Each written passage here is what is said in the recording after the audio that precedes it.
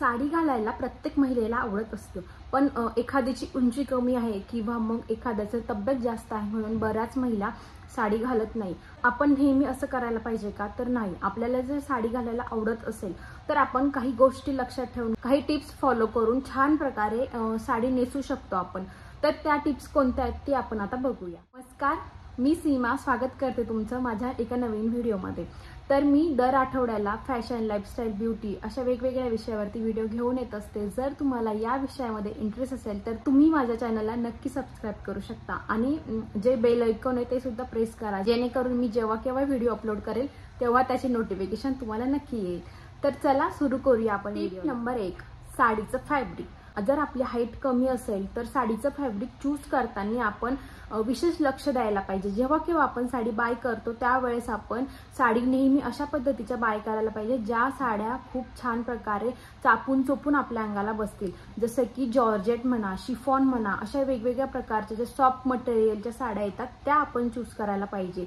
आपण ऑर्गेन्झा किंवा मग कॉटन अशा पद्धतीच्या ज्या फुगणाऱ्या साड्या आहेत त्या आपण थोड्या अवॉइड करायला पाहिजे। नेहमीच आपण सिंपल साड्यांमध्ये जाऊ शकतो का? तर नाही। कार्यक्रमामध्ये, लग्नामध्ये वगैरे आपण नक्कीच छान प्रकारे जशा वाटेल तशा साड्या आपण वेअर करू शकतो। कॉटन, ऑर्गेन्झा सगळ्या प्रकारच्या अशा साड्या सुद्धा आपण निवडताना एक गोष्ट लक्षात ठेवायला पाहिजे की जसं की खूप जास्त मोठ्या बॉर्डरची साडी न निवडणे किंवा 2 कलरच्या साड्या सुद्धा असतात, हाफ कलर मध्ये ज्या साड्या येतात तशा पद्धतीच्या साड्या सुद्धा आपण अवॉइड करायला पाहिजे। तर आपली हाईट कमी असेल किंवा मग आपण जर थोडंसं जाड असू, हेल्दीयर साईडला असेल तर आपण साडीच्या फॅब्रिक कडे विशेष करून लक्ष द्यायला पाहिजे। नंबर 2, आता साडी विकत घेताना साडीचं फॅब्रिक तर आपण पाहिलं, पण साडी बाय करताना अजून एक गोष्ट लक्षात घ्यायला पाहिजे ती म्हणजे प्रिंट। थोडंसं छोट्या छोट्या प्रिंटच्या साड्या आपण निवडायला पाहिजे, ना की खूप मोठ्या मोठ्या।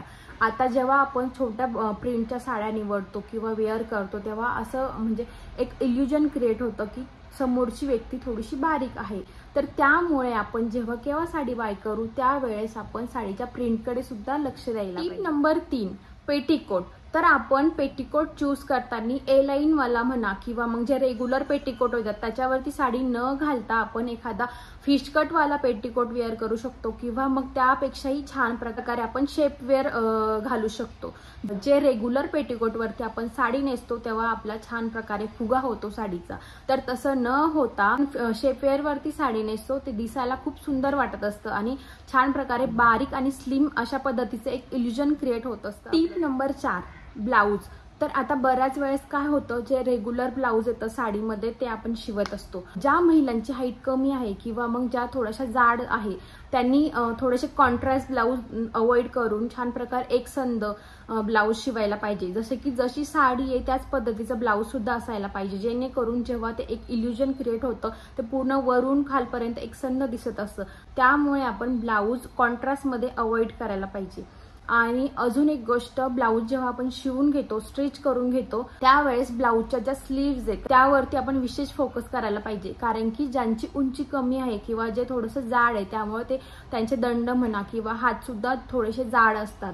तर मग ते फॅट आपण लपवण्यासाठी एक तर 3/4 म्हणा किंवा मग फुल स्लीवचे ब्लाउज आपण शिवायला पाहिजे। आणि ब्लाउज स्टिच करून घेताना अजून एक गोष्ट लक्षात घ्यायला पाहिजे की जेव्हा आपण ब्लाउज स्टिच करून घेऊ त्यावेळेस आपण ब्लाउजची उंची सुद्धा वाढवू, जेणेकरून मागच्या साईडचं जे पाठीवरचं फॅट असतं ते फॅट दिसू नये, आपलं छान प्रकारे झाकल्या जाईल आणि एकसंध आपली साडी पण दिसेल आणि थोडासा लुक सुद्धा बारीक दिसतो आपला।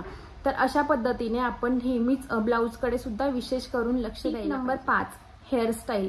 तर आपण बऱ्याच वेळेस साडी बघतो, सगळ्या गोष्टी व्यवस्थित बघतो, पण हेअरस्टाईलकडे आपण विशेष लक्ष नाही देत। त्याच बायकांची हाईट कमी असते तर मग त्यांनी खूप जास्त चापून चोपून हेअरस्टाईल नाही करायला पाहिजे। थोडंसं मेसी बन म्हणा किंवा मेसी टाईप मधलं हेअरस्टाईल त्यांनी करायला पाहिजे।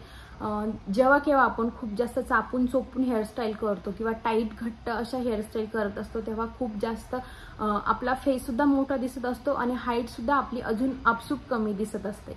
तर थोडेसे मोकळ्या केसांची हेअरस्टाईल आपण करू शकतो, मग हाय बन घालू शकतो। अशा वेगवेगळ्या प्रकारच्या हेअरस्टाईल आपण नक्कीच करू शकतो। आता हेअरस्टाईल मध्ये मी जास्त ऑप्शन नाही सांगू शकत, कारण की प्रत्येकाचा चेहरा हा वेगळा असतो आणि प्रत्येकाच्या चेहऱ्याला हेअरस्टाईल खूप वेगवेगळ्या प्रकारच्या सूट करत असतात। कोणाला मिडल पार्टिशन सूट करतं तर कोणाला नाही करत। त्यामुळे मग हेअरस्टाईल ही आपापल्या चॉईसनुसार किंवा आपल्या फेसला जशी सूट करेल तशा पद्धतीने आपण करायला। Number 6, jewellery.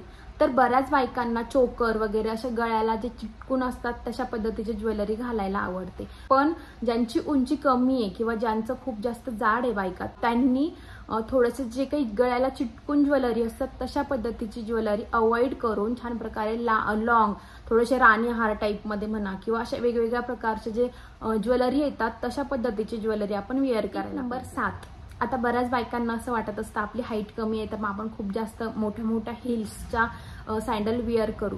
तर ते पण एक ठीक आहे, पण ज्या वेळेस आपण आपली हाईट कमी असते अशा वेळेस आपण हिल जेव्हा चूज करतो त्यावेळेस खूप जास्त मोठ्या मोठ्या हिल्सच्या सँडल अवॉइड करून छान प्रकारे ज्यांचं टोक पेन्सिल सारखं म्हणजे पेन्सिल हिल येतात किंवा मग अशा वेगवेगळ्या प्रकारच्या ज्या येतात हिल त्या आपण चूज करायला पाहिजे. आणि समोरच्या साईडला जेव्हा आपण फुटवेअर चूज करतो तेव्हा आपल्याला समोरच्या साईडला स्क्वेअर म्हणा किंवा मग अशा यू शेपच्या ज्या सँडल किंवा ज्या बेली येतात त्या सुद्धा आपण अवॉइड करायला पाहिजे. आपण व्ही शेपच्या बेलीज म्हणा किंवा सँडल ज्या येतात आपण चूज करायला पाहिजे. टिप नंबर 8, आणि ही टिप खूप जास्त इम्पॉर्टंट आहे, कारण की जेव्हा केव्हा आपण साडी सगळ्या गोष्टी आपल्या व्यवस्थित असतात पण साडी ड्रेपिंगच जर आपण व्यवस्थित केलेली नसेल तर त्या साडीचा लुक बिलकुल चांगला येत नाही.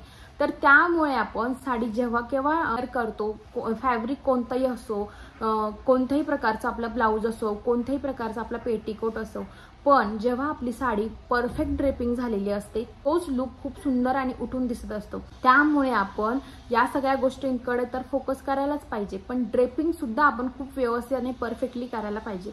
जसे की आपण खूप जास्त लो वेस्ट म्हणा किंवा मग मिडल वेस्ट अशा पद्धतीची साडी नेसायला नाही पाहिजे. ज्यांची कोणाची हाईट कमी असते त्यांनी थोडीशी हाय वेस्टला साडी नेसायला सुरुवात करायला पाहिजे, कारण की एक संद अशी आपली प्रतिमा तयार व्हायला पाहिजे, ना की म्हणजे पार्ट्समध्ये डिवाइड व्हायला पाहिजे. बऱ्याच वेळेस काय होतं म्हणजे ब्लाऊज आणि वरचा पोर्शन वेगळा दिसत असतो. मिडलचा ज्यांनी कोणी लो वेस्टला साडी घातली तर मिडलचं पोट खूप जास्त दिसत असतं त्यांचं, तर तो एक पोर्शन कट होतो आणि खालचा एक कट होतो. तर त्यामुळे जेव्हा केव्हा आपली हाईट कमी असते तेव्हा असं इल्युजन क्रिएट करायचं असतं की आपले पाय सुद्धा खूप मोठे आहे. तर मग त्यासाठी आहे ना तर हाय वेस्टला आपण साडी घालायची, जेणेकरून असं इल्युजन क्रिएट होतं की यांचे पाय सगळ्या गोष्टी खूप मोठ्या आहे आणि दिसायला सुद्धा खूप सुंदर वाटत. अशा पद्धतीने आपण ड्रेपिंग सुद्धा खूप छान प्रकारे परफेक्ट करायला पाहिजे. तर या सगळ्या टिप्स तुम्हाला कशा वाटल्या ते मला कमेंट करून सांगा आणि व्हिडिओ शेवटपर्यंत पाहिल्याबद्दल खूप खूप धन्यवाद.